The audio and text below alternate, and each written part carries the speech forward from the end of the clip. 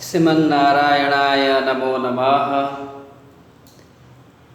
मैं जब श्रीमद् भगवत गीता के अमूल्य बातों के बारे में सोचता हूँ, मैं चिंता में फंस जाता हूँ। बहु आनंद मिलता है, कभी कभी द्वंद्व भी आता है। आनंद मिलता है इसलिए कि आध्यात्मिक ज्ञान की चर्चा से दुख भी मिलता है, द्वंद्व भी मिलता है, तब जब मुश्किल लगता है इन्हीं बातों को अपनाने के लिए। फिर भी मन को समझाकर अपने को प्रभु के ओर समर्पित करते हुए हम अपना जीवन व्यतीत करते हैं। अपना जीवन समत्व से, अर्थात निंदा प्रशंसा इत्यादि सभी वस्तुओं में चिंता न करते हुए समान भाव को ढोते हुए हमें आगे बढ़ना होगा। गुणातीत व्यक्ति के बारे में पहले श्री कृष्ण ने कहा है, फिर उसे बढ़ाते हुए भी कह रहे हैं। इस श्लोक में गुणातीत के बारे में कहा गया है। यह 14 अध्याय का 24 नंबर श्लोक है, जिसमें गुणातीत व्यक्ति का चरित्र बखाना गया है, बोला गया है, व्याख्या किया गया है। सम दुःख सुख स्वस्थः समलोष्ट्रास्म काञ्चना तुल्य प्रिया प्रियो धीरः तुल्य निंदात्म संस्तुति।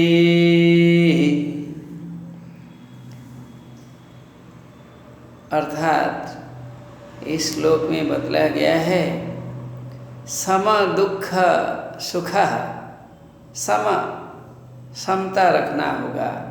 Uniformity must be maintain. किसमें?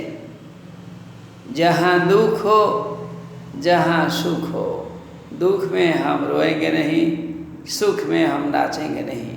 इन दोनों स्थितियों में हमें यूनिफॉर्मिटी, समत्व को, समरूपता को अपनाना पड़ेगा।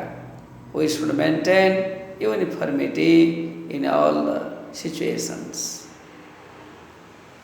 फिर बतलाया गया है, स्वस्थः, हमें स्वस्थ होना चाहिए। जैसे कि गृहस्थ, गृह जो रहता है गृहस्थ, स्वस्थः उसी प्रकार है। स्वरूप यह तिष्ठति स स्वस्थः, जो अपने रूप में रहता है, जो आत्मा का चिंतन करते हुए, आत्मा का स्वरूप को जानते हुए, परमात्मा का स्वरूप को जानते हुए, सत्य का स्वरूप को जानते हुए, न्याय का स्वरूप को जानते हुए जो व्यवहार करता है वह स्वस्थः स्वरूपे तिष्ठति इति स्वस्थः। स्वरूप अवस्थायां यह तिष्ठति, जो आत्मा में अपने को न्योछावर कर देता है, जो आत्मा में अर्थात परमेश्वर में जो अपने को समर्पित कर देता है। परमात्मा की चिंता के बिना जिनके मन में और कोई चिंता नहीं होती है, स्वस्थः। फिर बतलाया गया है, समलोष्ट्र अस्म कांचनाः, समलोष्ट्रास्म कांचनाः। We have to maintain uniformity in all the commodities. बहुत सारी वस्तुएं हैं, सभी वस्तुओं में हमें समता का भाव को वहन करना पड़ेगा। जितना स्टोन्स में, छोटे छोटे कंकड़ में जैसी अभिरुचि होगी, इंटरेस्ट होगा, आग्रह होगा, उतना आग्रह हमें पत्थर में भी होगा, उतना आग्रह हमें सोने में भी होगा, कांचन में होगा, सोने में होगा। अर्थात हर वस्तु में हमारे मन में समत्व का ज्ञान होना चाहिए। It must be truly maintained by all the individuals. इससे दुख नष्ट होता है। फिर तुल्याः, हमें तुल्य होना पड़ेगा, यूनिफॉर्म होना पड़ेगा, इक्वल होना पड़ेगा। We should maintain uniformity. दो बातें फिर बतलाई गई है। जो स्वस्थ है, आत्मा में अपने को रख देता है, न्योछावर करता है, वह जरूर तुल्य दिखता होगा। Maintains uniformity in all the situations, may be favorable or unfavorable, may be favorite or not favorite।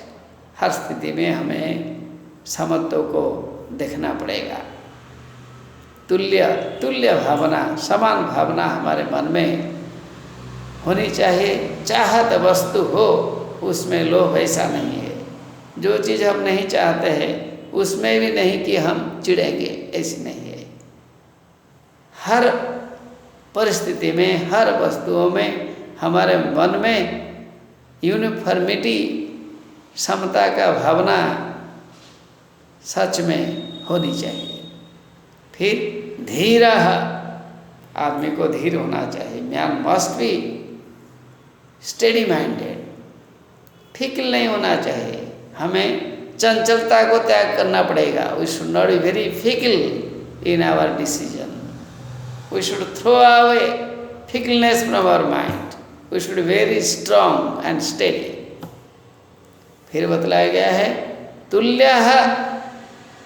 तुल्य दो बार आया है श्लोक में।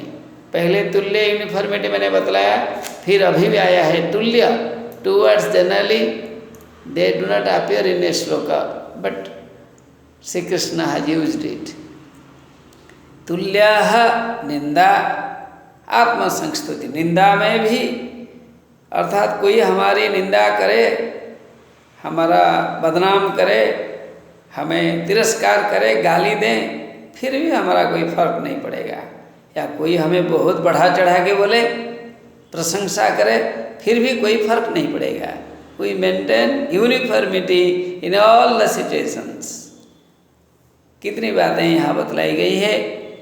समता, स्वस्थ रहना, फिर समता बतलाया गया है, फिर तुल्य समानता बतलाई गई है, फिर धीर आदमी के बारे में बतलाया गया है, फिर तुल्य सदृश इसके बारे में बतलाया गया है।